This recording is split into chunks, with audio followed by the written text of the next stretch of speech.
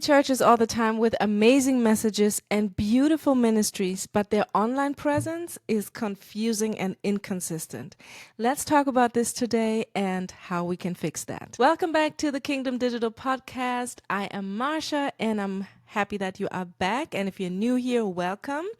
We talk all things social media management and online marketing for churches on this podcast. And I always start out with a scripture. So today I have Proverbs 24, 3-4. I chose the Amplified version today. Not sure why I always choose a different version, but this one just spoke to me.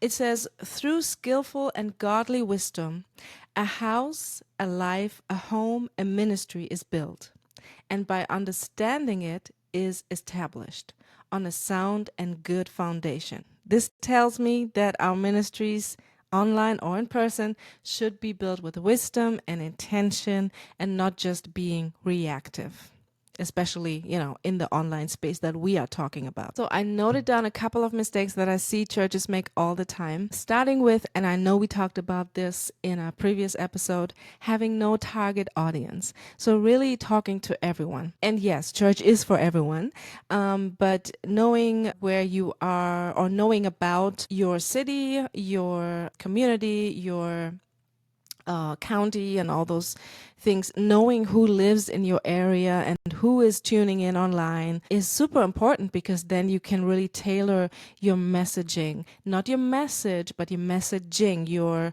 wording to these people, and more people will listen, and specific people will feel that, yes, they are talking to me.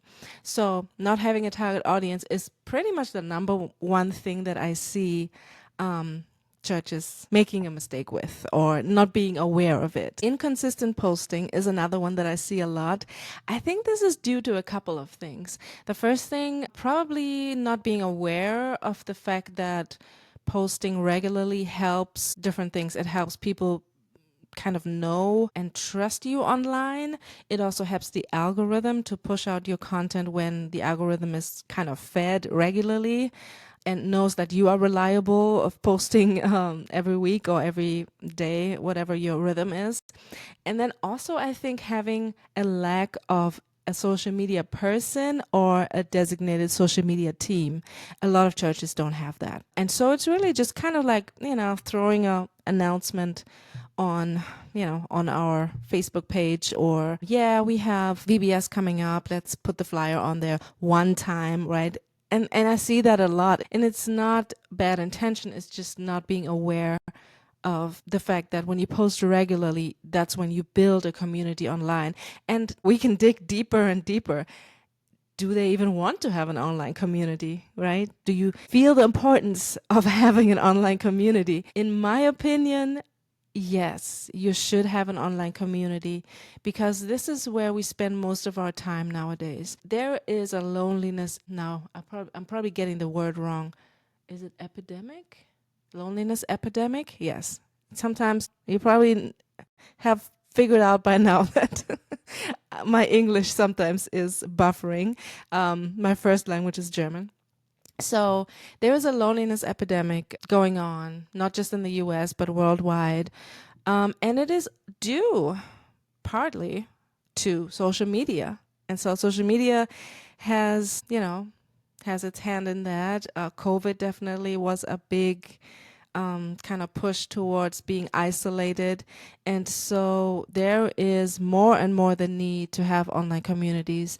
And if we want to reach people with the love of God, we need to be where the people are. So I think 110% we do need to have an online community. So rewinding back, that brings me to your digital ministry and posting regularly. Okay, and now the next mistake that I always see churches do is not having a call to action, not having a CTA.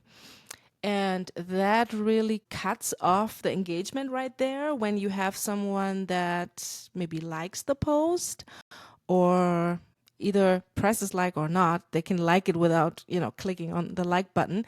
But if there is no action to take, if there's not a sign up button or a call to action that says, make sure you visit us, or send us a personal message to receive the details, or any next step that they can take, then it dies off right there a lot of times. So not having a call to action is what I see a lot.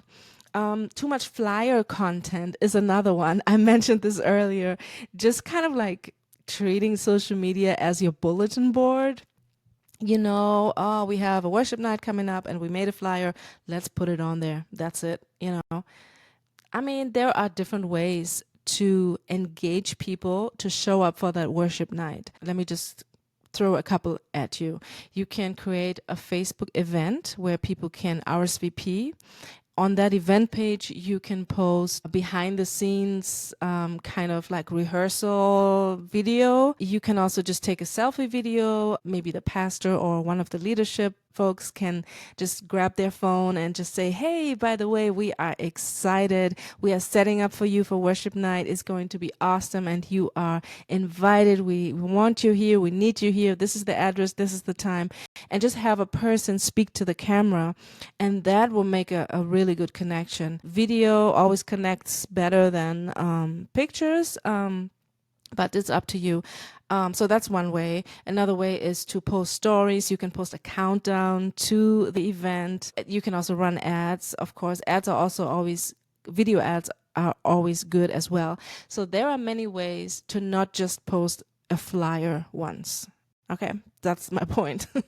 Okay, and then no brand cohesion, which comes to, knowing who you are online, knowing how you want to look, how you want to sound, and why. If you don't have that, I highly recommend getting with someone that can help you through these branding steps. The first step, believe it or not, is not the looks. The first step is figuring out, who are we? What is our mission? Yes, we have a mission statement, but what is our mission in our community? And what type of people are we serving?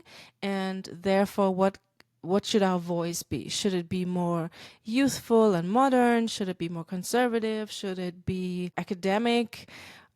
All these different things. Like, are we a church downtown Chicago, or are we in Georgia on the countryside? It's just a different vibe. That's how I would explain it. By the way, if you need help with that, I'm going to leave a link in the show notes to gospelmarketer.com. I do help churches with that process, that branding process, the messaging, and then we go into your looks. So, your branding colors, your logo, your fonts, and all of that good stuff. So those are like the common things that I see a lot happening online. And I just want to throw in here that this does not have to be perfect.